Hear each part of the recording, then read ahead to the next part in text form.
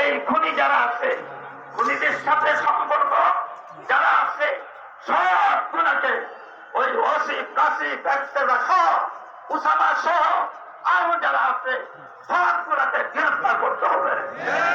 আপনারা যদি নাকি তাদেরকে আড়াল করে তাইলে 2000 শহীদের রক্তের সাথে এই অন্তর্বর্তী সরকার বেইমানি করবে। আমরা স্পষ্টভাবে বলে দিচ্ছি যে আপনারা যদি বেইমানি করেন আপনাদেরকে ছাড়তে হবে না। আমরা যে হাজীগঞ্জ এইখানের মধ্যে যে তারা মসজিদ নির্মাণ করতে চায়, তারা তো তাবলীগ জামাত না, তারা গরিব, তারা সন্ত্রাসীরা তাবলীগ জামাতে হইতে পারে না।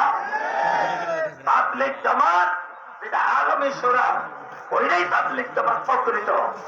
এর সাথে বাংলাদেশের 35,000 মাদ্রাসা রয়ে গেছে, এর সাথে সমস্ত আলেম রয়ে গেছে।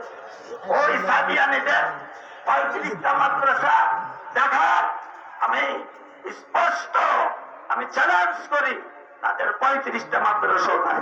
কারণ তারা ভ্রান্ত, তারা তো ইসরায়েলের দালাল, তারা ভারতের দালাল। এই জন্য তাদের কোন মাদ্রাসা বলতে নাই। ওলামায়ে কেরাম তাদেরকে কোন সমর্থন করে না।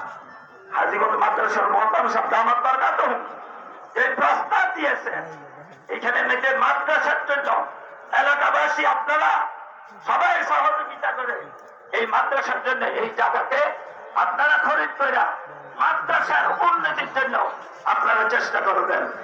আমি এই আহ্বান রেখে আমার বক্তব্য শেষ করছি। আসসালামু আলাইকুম।